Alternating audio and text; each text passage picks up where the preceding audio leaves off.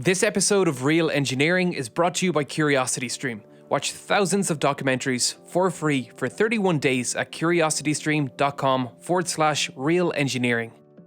This year, the F-35 is finally set to close its 27-year development phase and move towards high-volume manufacturing, the culmination of 27 years of design and development from its manufacturer, Lockheed Martin.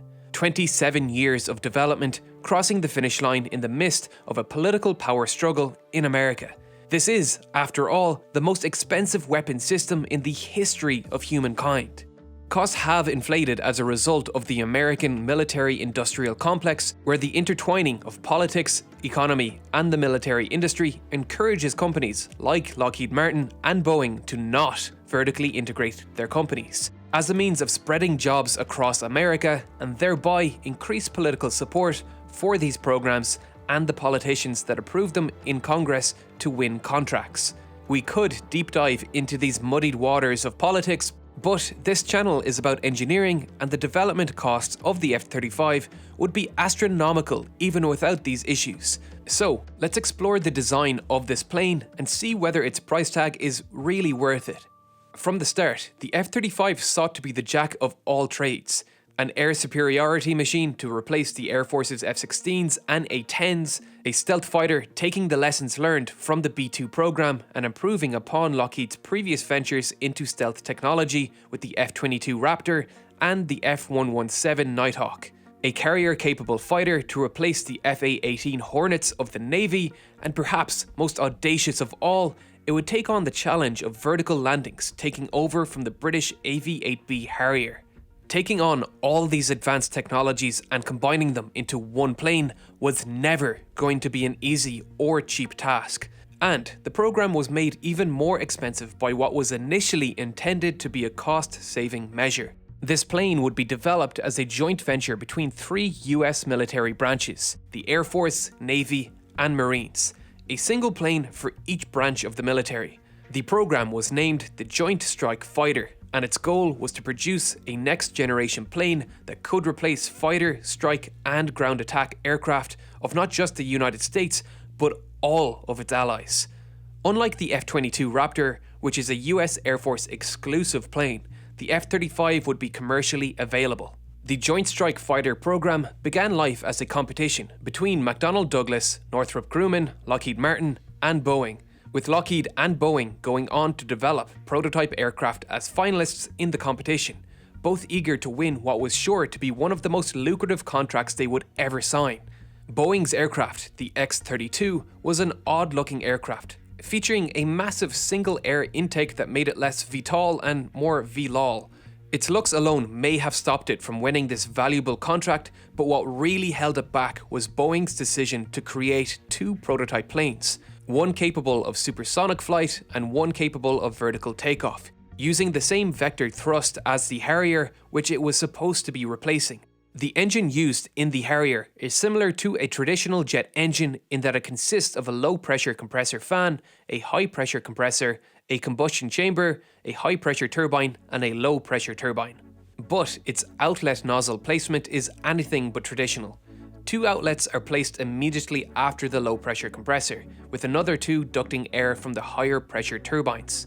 In vertical thrust mode, the nozzles point downwards and allow the plane to balance precariously on these 4 columns of air. The Harrier was not an easy plane to control in this flight mode, and on more than one occasion, turbulence from its own downwash caused the plane to flip over onto the cockpit during landings, killing the pilot.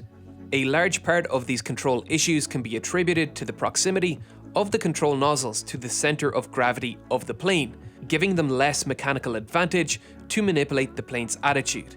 The Harrier did have small roll control nozzles on the tip of each wing, but the control for these were entirely manual, placing the incredibly unstable control mechanism into the hands of a human that needed to focus on various other factors when landing.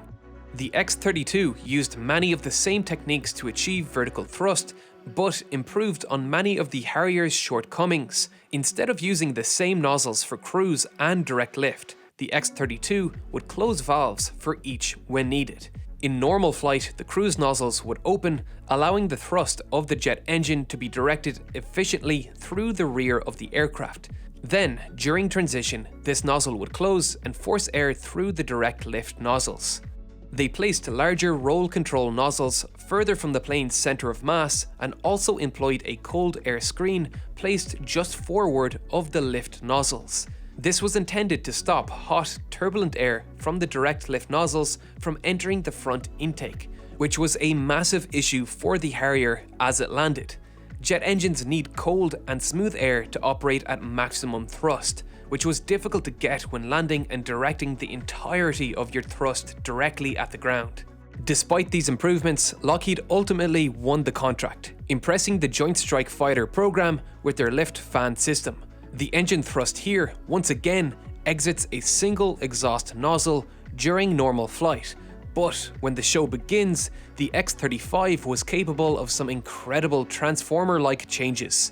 Hatches opened on the top and bottom of the aircraft, revealing two contra-rotating fans. Another two little doors opened beneath the wings, exposing two additional exhaust ports that control the plane's roll.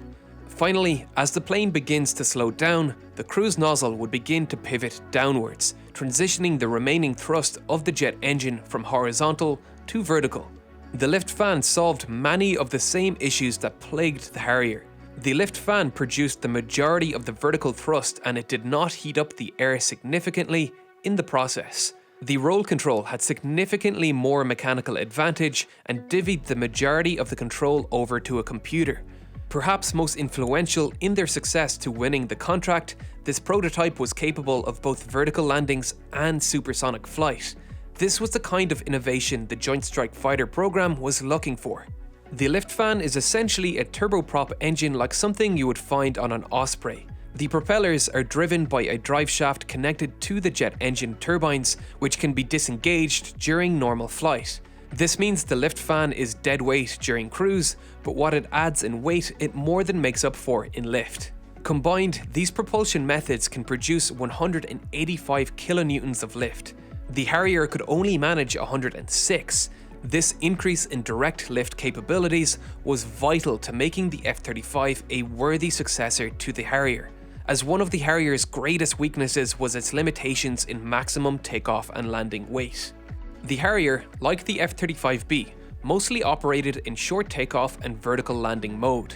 The Harrier would point all four of its nozzles at about a 45-degree angle, allowing it to produce both horizontal and vertical thrust to take off from shorter runways. This allowed it to take off with considerably more weight than it could land with in a vertical landing. The empty weight of the F-35B may be 13,154 kilograms compared to the 6,340 kilograms of the Harrier, but it more than makes up for that with a maximum takeoff weight of 31,800 kilograms compared to the Harrier's 14,100 kilograms. That's an extra 11 tons of weight available to the F-35 for fuel and ammunitions, something the Harrier had little space for. So, the F-35 is more than a worthy successor to the Harrier, a plane which fetched about $24 million per unit in 1996, or about $39 million adjusted for inflation. So, incorporating VTOL to the F-35B was just one of many design challenges that pushed the price of the program up. Ironically, despite Boeing's dual prototype entry being a sticking point for the JSF program, the F-35 now comes in 3 variants, each tailored for different branches in the US military. The F-35A is customized for the US Air Force and as such has been designed to take off from conventional runways, allowing it to scrap much of the heavy equipment needed for the F-35B, the Marines variant. The Marines do not operate out of large aircraft carriers like the Navy, and as such, their ships, like the Wasp-class amphibious assault ship, have often been referred to as helicopter carriers, as no plane other than the Harrier or Osprey have been able to use them. This is not the case for the Navy, who have large aircraft carriers at their disposal.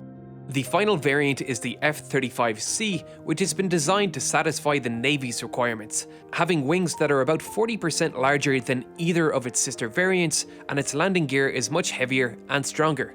Both of these features were included to allow it to land and take off from aircraft carriers without the need for the vertical propulsion like the F-35B.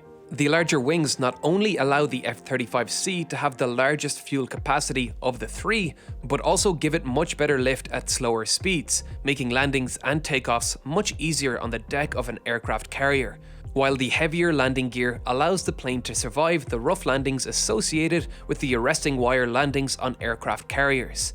The F-35C also incorporates folding wingtips to allow for neat storage inside the ship. This expansion into 3 variants has been a huge source of increased costs, and the program likely could have dramatically reduced on spending had it just designed 3 different planes for 3 different branches. Trying to squeeze the needs of these 3 military branches into a single airframe was never going to be an easy task for the R&D division of Lockheed Martin, and forced them to make some concessions in design that have limited them in other areas. The brunt of criticism directed at the F-35 is its shortcomings in dogfighting capabilities. Headlines of the F-35 losing simulated dogfights to Cold War era F-15s and F-16s grabbed many people's attention and were used to detract from the F-35's advancements. We only knew about these issues as a result of a report that leaked to the press. Let's take a look at that report to see what this test pilot thought about the F-35A he flew. The primary flaw this pilot highlighted was the F-35A's poor energy maneuverability, meaning the F-35A struggled to maneuver without expending a significant amount of its kinetic energy, which is a problem I discussed in more detail in my fighter jet instability video. The primary design aspect the pilot pins this on is the smaller wing area and the weaker afterburner thrust of the F-35 in comparison to the F-15E he was accustomed to. Essentially, their issue with the F-35 was that it depleted its kinetic energy store quicker than its competition. We have no reason to believe this pilot was wrong in his findings, so what does this mean for the F-35? It is important to note that this was not a fully functional version, missing software enabling the plane to detect its foes before they can detect it, and was missing radar-absorbing paint. On top of this, the F-35 is not short of trained military aviators who praise the F-35, like US Marine Corps Major Dan Flatley, who helped design the combat training program for F-35 pilots, and he has chalked up these issues to old habits of pilots who have spent significant portions of their lives dedicated to older generation planes, which were designed with a different philosophy in mind. Since then, the F-35 has performed phenomenally in simulations with reports up to 20-to-1 KDRs. Other pilots who have had more time to become accustomed to the F-35 had more positive things to say, like John Beasley, the chief test pilot of the F-35 with 22 years of experience as a test pilot at Lockheed Martin, and was involved in the development of the F-117 Nighthawk and the F-22 Raptor. He claims the F-35 can outmaneuver any US fighter except for the F-22, which was designed specifically as an air superiority machine and again is not available for purchase outside of America and actually has a higher unit cost than the F-35 at about $150 million. It's hard for me to make a judgment call on this because I have as little information as any other civilian. But honestly, outside of this one report, most pilots who have flown with the F-35 sing its praises. John Beasley also makes an important note. Air combat has always relied on stealth, whether it was World War I pilots diving from the sun at their backs or modern fighters using advanced radar masking design. Because in the grand scheme of things, in a dogfight, the real stat that matters is who sees and shoots first, and the biggest factor that contributes to that are the onboard sensors and stealth. The thing that really sets the F-35 apart is its suite of sensors and computer guidance systems, which have been integrated with the user interface of the aircraft unlike any other plane in the history of mankind, while sharing that information with the entire force. This is what truly makes this plane something to be feared, and it all starts with this, a little transparent faceted sensor suite containing the infrared imaging and tracking equipment of the aircraft. But those are not your typical windows. Those are made of sapphire, a notoriously expensive gemstone, one of the few materials that is both hard and durable, but also transparent to a broad range of wavelengths. The imaging data from these sensors can even be fed into the pilot's helmet visor, which has been enhanced with augmented reality technology. This helmet alone costs $400,000 and enables the pilot to look straight through the aircraft and see at night without having to wear clumsy night vision goggles. The helmet also feeds in data from the multitude of other sensors like the advanced high-frequency radar in the nose of the plane, along with data received from sensors from other aircraft and ground-based units. The data does not feed into the pilot's AR helmet unfiltered though. It passes through the onboard computer, which performs all the necessary filtering and data analysis and only presents the pilot with the information he really needs. This technology is so powerful that even an unarmed F-35 would greatly boost the combat effectiveness of its allies. But detection is just one step of that goal of shooting first. Not being detected is just as important. Incorporating stealth was just another design challenge and is likely the source of much of the unexpected costs. Let's first clear something up. Despite what you may have otherwise heard, stealth does not render a plane undetectable. Short of not physically existing, everything is detectable. If we can find and analyze planets billions of light years away, we can detect a plane flying directly overhead. Stealth's purpose is not to make the plane invisible. It serves to complicate and delay the enemy's detection of an aircraft. Stealth has proven itself invaluable over the past 2 decades, prior to the F-35's inception.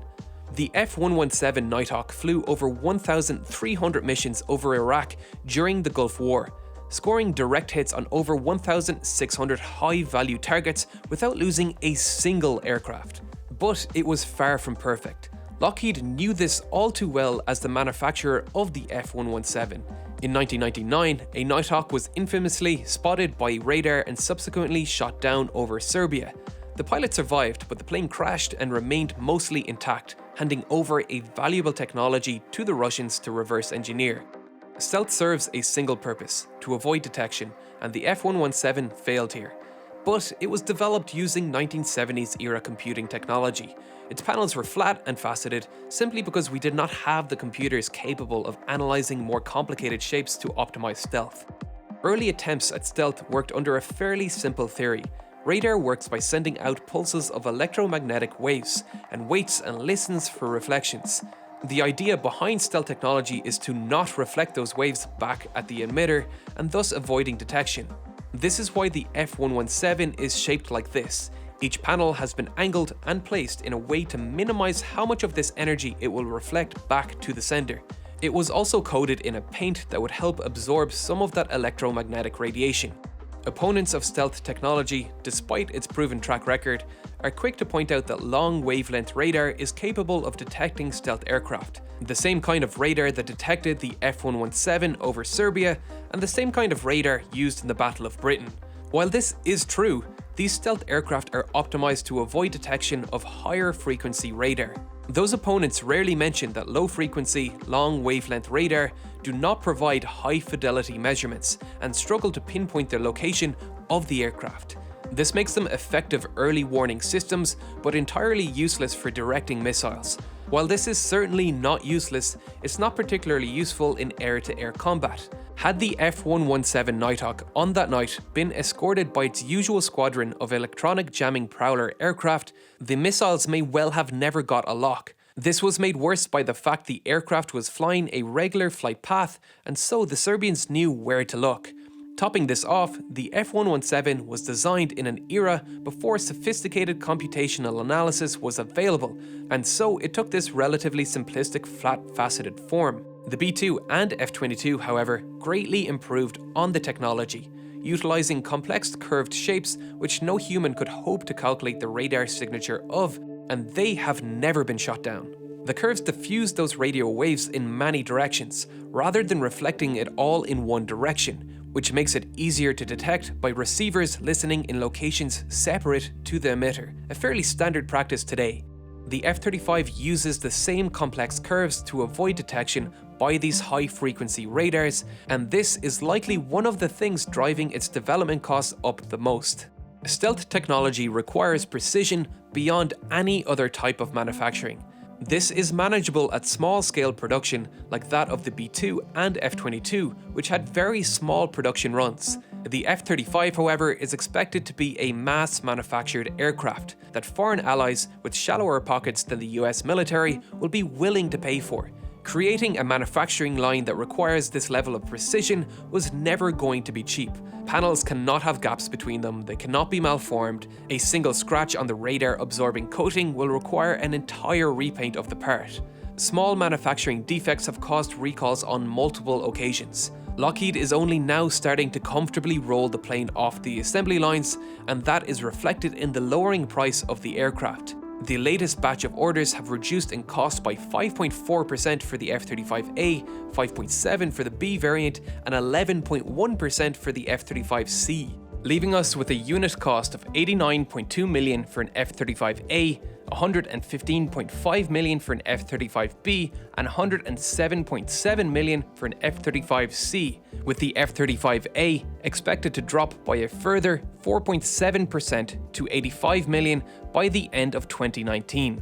This sounds like a shitload of money to the average person like me, but we get a clearer picture of these costs when comparing to other 5th generation fighters like the F-22 Raptor, which cost $150 million per unit. Or even looking at the other aircraft it's going to be replacing. I think it's fair to say that we've established that the F-35 is a worthy successor to all of these planes, which individually come with their own hefty price tags. But the F-35 manages to combine the capabilities of all these aircraft into a single plane. Yes, the development costs of this plane have been astronomical. That cannot be denied. But much of that money has gone directly back into the American economy. Then, when you consider that the plane is expected to sell up to 4,600 units by the end of its lifetime, nearly identical to the total F-16 sales figures, this will inject more money into the American economy, considering a large sum of these orders will be from international exports. So, is the F-35 worth its $115.5 million price tag? As an Irish citizen, that's not for me to decide, but I can say one thing. This is a fascinating plane with astounding capabilities. This may have been a heavy price to pay, but what isn't is a subscription to CuriosityStream at a price of just $2.99 a month. With that price, you will get access to thousands of documentaries and non-fiction titles like this fantastic History of Weapons series. Not only that, you will also get free access to Nebula, the streaming video platform built by and for independent creators like Tierzu, Lindsay Ellis, Minute Physics, Wendover Productions, and my new channel, Real Science, which just launched last week. Where CuriosityStream is all about big budget non-fiction videos, we're building Nebula because we want a place for educational creators to try out new content ideas that might not work on YouTube. I'm currently working on a Logistics of D-Day series, and the next episode of Real Science is already available on there, but won't be on YouTube for another month. CuriosityStream loves independent creators and wants to help us grow our platform, so they're offering Real Engineering viewers free access to Nebula when you sign up to curiositystream.com/Real Engineering. By signing up to CuriosityStream, you'll be helping not just me, but the entire educational community, as we work together to build a place where we can create content like my Logistics of D-Day series that would just be too risky to rely on YouTube. As always, thanks for watching, and thank you to all my Patreon supporters. If you'd like to see more from me, the links to my Instagram, Twitter, subreddit, and Discord server are below.